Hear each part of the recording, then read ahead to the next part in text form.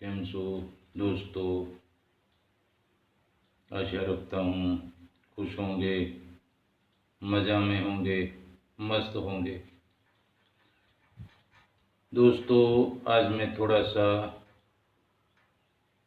परमात्मा का ज्ञान बताता हूँ। दोस्तों, ईश्वर क्या होता है, वो कहाँ है, कई सालों से परमात्मा कहाँ है, वो कुछ ठीक से समझ में नहीं आता है। दोस्तों, अगर समझ में आ जाता है तो अपना मोक्ष हो जाता है। परमात्मा माया से पर है, माया उनके अधीन है, परमात्मा माया के अधीन नहीं है।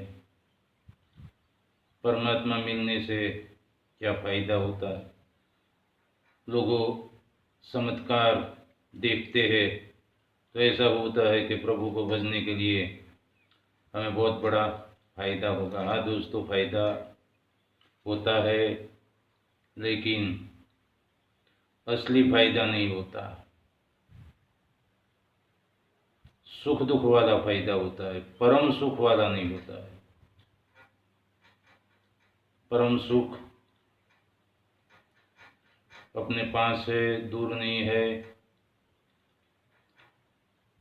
इस माया से पर हो जाता है, मोक्ष प्राप्त कर लेता है, उसका नाम परम सुख होता है। दोस्तों, मोक्ष होता है वही परमात्मा को ही प्राप्ति कर लेता है। परमात्मा को जानते हैं, समझते हैं, आत्मा को जानते हैं, वही परमात्मा को जान सकते हैं। दोस्तों, अपनी आत्मा को नहीं पहचाना तो परमात्मा को नहीं पहचानेंगे। दोस्तों, इसीलिए हमें पहले अपनी आत्मा को पहचान लेना चाहिए, बाद में हम परमात्मा को जान ही लेंगे। दोस्तों, ईश्वर को समझ लेंगे। इसके लिए सद्गुरु की आवश्यकता होती है। दोस्तों, गुरु कई प्रकार के होते हैं। धर्म गुरु होते हैं, कान गुरु होते हैं। किसी मार्ग पर जाते हो तो वो मार्ग बताने वाला भी गुरु होता है। धंधे में सीखना कुछ पड़ता है तो भी वो गुरु कहलाया जाता है। लेकिन स्कूल में जाते हैं तो वो शिक्षक गुरु होता है। गुरु का अलग अलग प्रकार है, लेकिन जो आत्मा को परमात्मा तक ले जाता है, सत्य की प्राप्ति कर देता है, उसका नाम सद्गुरु है। सत जाना जाता है, उसका नाम सद्गुरु माना जाता है। दोस्तों, बात सद्गुरु करो या ना करो, लेकिन बिना गुरु से भी प्राप्ति हो सकती है, लेकिन वो ठीक नहीं होगी। साक्षी नहीं होगा तो हम पे विश्वास नहीं होगा। दोस्तों, हम विश्वास किसको करेंगे? साक्षी जरूरी है परमात्मा को देखने के लिए, जानने के लिए। इसीलिए गुरु परमात्मा करता भी गुरु की महिमा बहुत बड़ी है।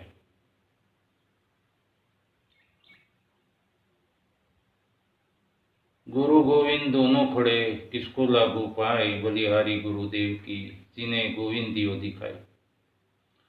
गुरु की महिमा बहुत ऊंची है, लेकिन सदगुरु की महिमा ऊंची है। जो आत्मा का पहचान करा देता है, परमात्मा की प्राप्ति करा देता है, उसका नाम सदगुरु बोला जाता है। दूसरा गुरु धर्म गुरु होता है, कान गुरु होता है, वो अपने मोक्ष नहीं दे पाता। जो हमें मोक्ष देता है वही गुरु कहलाया जाता है। बिट जाएगा पल में तेरा जन्म मरण का फेरा रे, जन्म मरण का फेरा। वामन रूप धर के गुरु बलि राजा के पास भगवान आता है। शुक्राचार्य ना बोलता है कि भाई उसको, ये आदमी जो है मुझे कोई बुरी व्यक्ति लगती है, इसलिए उसको वचन मत दो। लेकिन क्या आपको लगता है, शुक्राचार्य को कहते हैं बलि राजा। शुक्राचार्य ऐसा बोलता है कि भाई ये 2.5 फुट का जो व्यक्ति है, वामन रूप धर के आया है, वो मुझे परमात्मा जैसा दिखता है। तो बलि राजा खुश हो जाता है कि नहीं तो परमात्मा होगा, मुझे छेतरने के लिए आया होगा, बेवकूफ़ बनाने के लिए आया होगा, लेकिन है तो परमात्मा ने।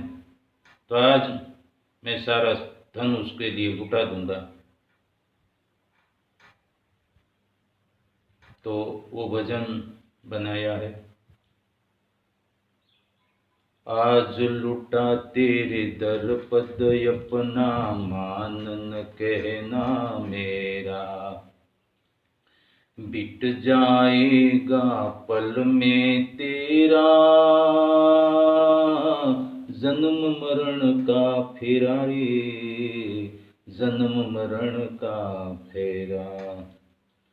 तू छोड़ चकल अभिमान, कर रे तू मुझको जरा पहचान। भगत भर दे हो जी तेरे द्वार खड़ा भगवान हो। वो भजन में ज्ञान छुपा हुआ है। इसीलिए गुरु की महिमा बहुत बड़ी ऊंची बताई है। उसको मजाक मस्ती में मत लो, आत्मा के ज्ञान में भी मजाक मस्ती में मत लो, वरना आपका मजाक हो जाएगा, जन्म चला जाएगा। मनुष्य देह बहुत बड़ा कीमती देह है। आदमी अपना कुछ रास्ता खुद ढूंढ लेता है, सही मार्ग खुद ढूंढ लेता है।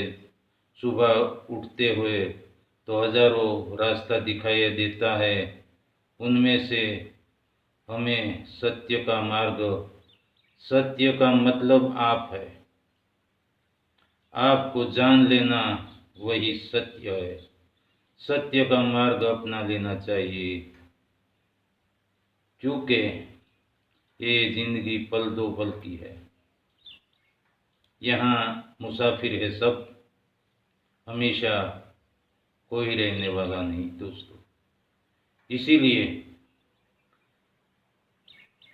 भजन भी हमारे लिए श्रेष्ठ होता है।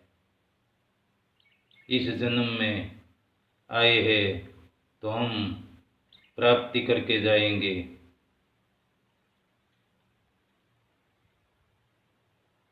बैठा हूँ दर पे तेरे,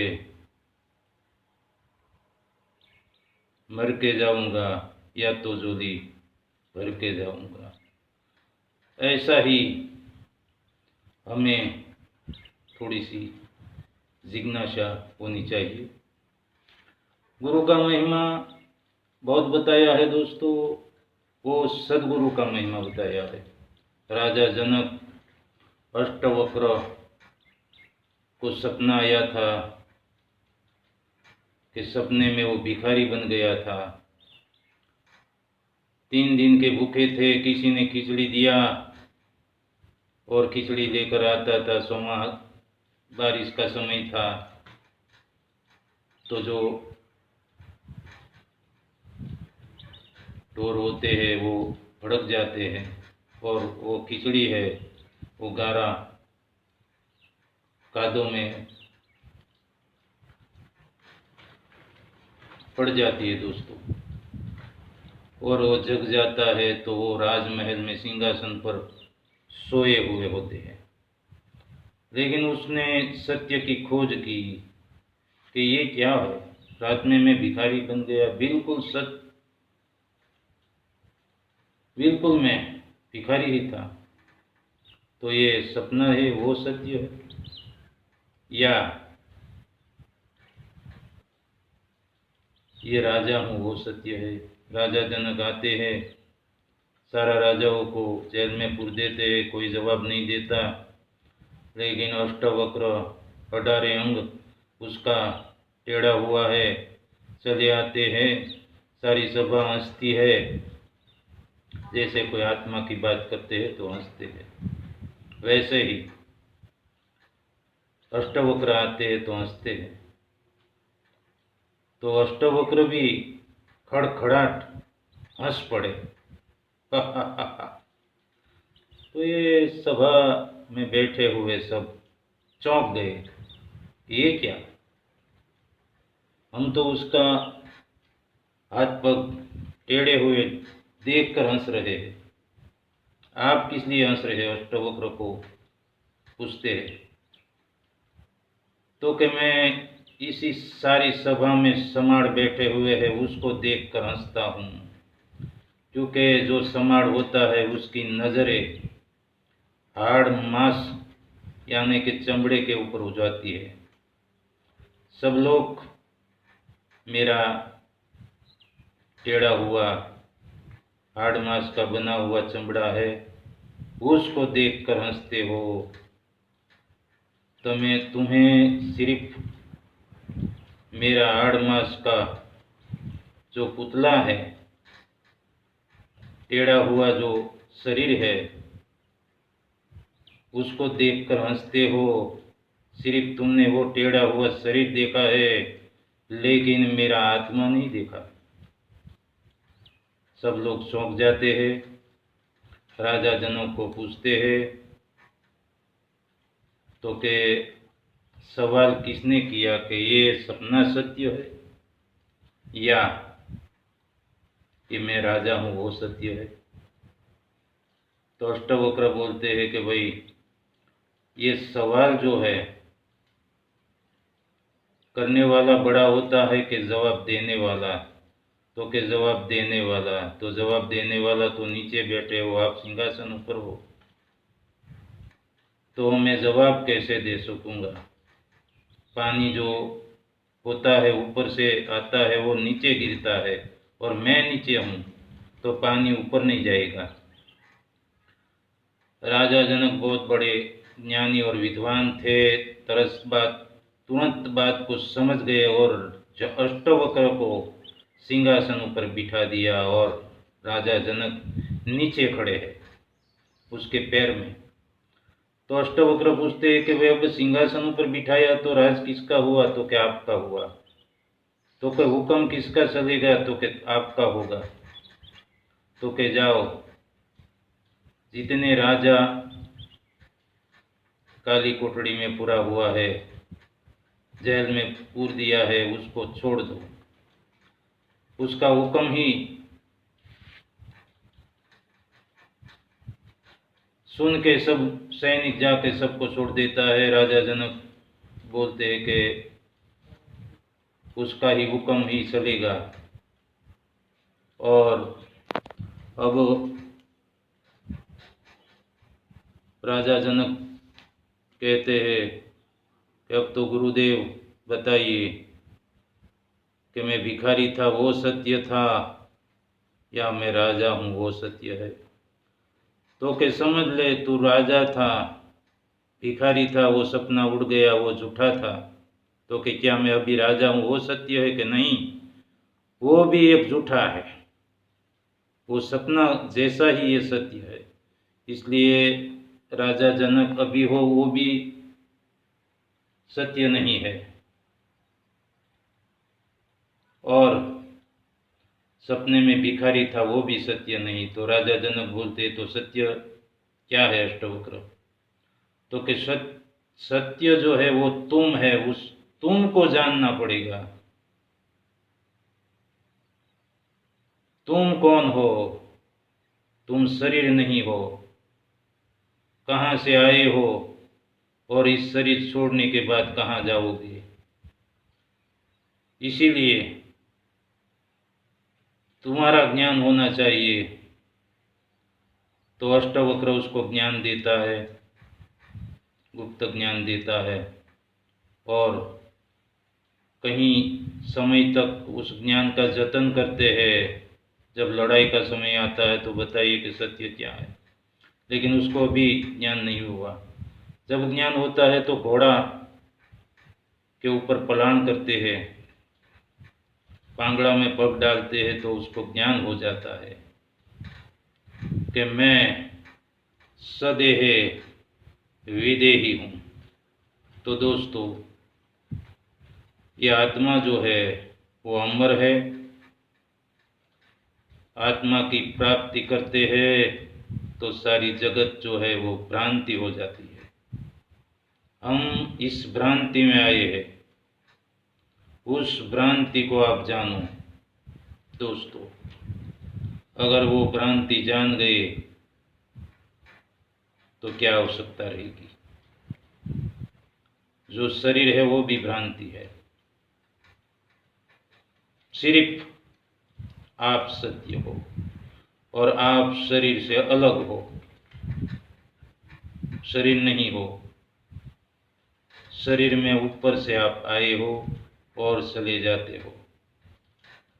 तो वास्तव में कौन आया था और कौन इसी शरीर से निकल जाता है? वही आत्मा है। वही आत्मा का ज्ञान होते ही परमात्मा का स्वरूप धारण कर लेती है आत्मा।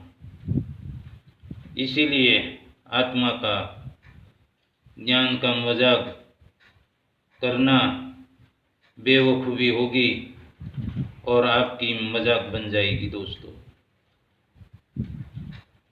क्योंकि हमारा लक्ष्य इस दुनिया में आना सिर्फ आत्मा को जानने का है।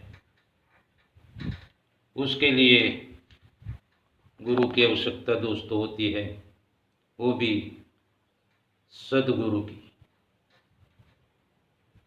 अपनी आत्मा की पहचान कराने वाला सदगुरु। सभी जगह पे भक्ति करते हैं, वो सब भक्ति तो सत्य है। जैसे बालक बाल मंदिर में जाते हैं, पहले दौर में आते हैं, दूसरे तीसरे बार तक पढ़ता है, फिर आखिर में मंदिर मिलती है। उसी तरह पहले हम भक्ति शुरुआत में लोकल करते हैं, उससे आगे धीरे धीरे जाते जाते हम परमात्मा की प्राप्ति कर लेते हैं गुरु द्वारा। मीराबाई ने भी गुरु किया। एक मौसी जूता चंपल बनाने वाला रोहिदास समाड़, देखो दोस्तों, कहाँ मीरा मेवाड़ की महारानी और कहाँ जूते चंपल बनाने वाला रोहिदास समाड़। उसके पास से ज्ञान प्राप्त करके ही उसने लिखा कि आत्मा को पहचाना बिना इस लक्ष्य राशि नहीं मिटेगी। ये जगत रूपी भ्रांति जो है, वो भ्रांति को समझ में आया बिना इस भव का फेरा हम नहीं फिर सकते। तो ये रोहिदास समाड़ की गाथा है। कबीरदास की भी गाथा है दोस्तों। कबीर ये बोलता है,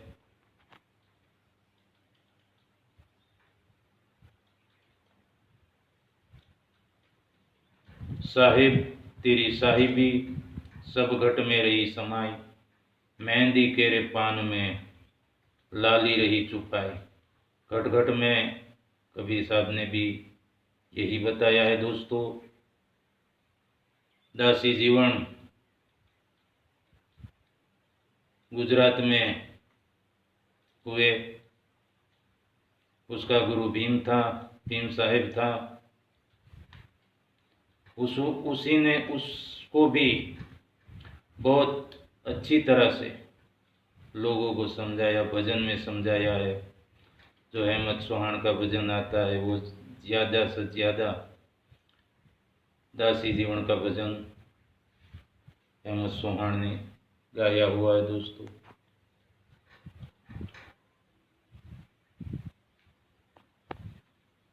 मैं आपको गुजराती में उसका भजन सुनाता हूँ। पड़खंदारे कोई आदल मां, जणण जण जणण जागरी वागे।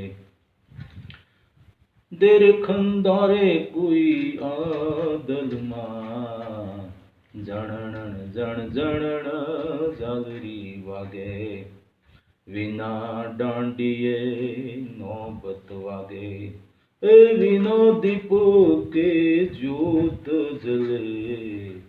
जणण जणण जणण जण जणण जागरी वागे। दिल खंदा हो। तो उसी भजन में नव दरवाजा नादल बोले, है 10वें द्वारे वो दरसाय। जणण जणण जण जणण जागरी वागे। परखंदा हो, परखंदारे कोई आदल मां, जणण जण जणण जागरी वागे।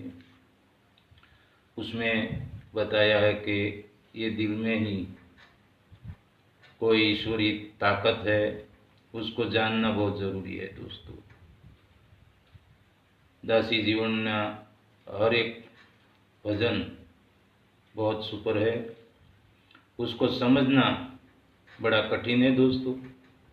बिना डांडिये नौबत बजता है, बिना दीपक के ज्योत जलता है, वो भी हमारे अंदर।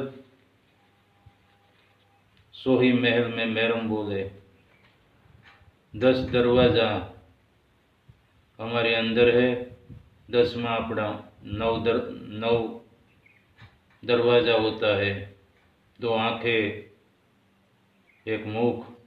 इसी तरह हमारे शरीर में 10 दरवाजा बताया गया है दोस्तों। और 10वां है मन, और 11वां जो स्थान है वो परमात्मा का है। वो स्थान आपको ढूंढ निकालना है कि 11वां स्थान कौन सा है। तो वो दासी जीवन का भजन है। इसी तरह हर एक महान पुरुषों ने बताया है दोस्तों। इसीलिए गुरु का महिमा सबने बहुत, राम ने भी गुरु की महिमा बहुत जगत को समझाई। और कबीरदास, मीराबाई, नरसिंह मेहता, सारे के सारे संतों ने यही बताया। सभी ने टाँक मारा है अपने आप को जानना। दूसरे को तो हम कड़ी नज़र से देखते रहते हैं, लेकिन कभी अपने आप में नहीं दिखा। आप कौन है, कहाँ से आए हैं, इस देह इस शरीर को छोड़कर कहाँ जाने वाले हैं, उसको नहीं ढूंढ निकाला। वही परमात्मा की प्राप्ति करा देता है दोस्तों।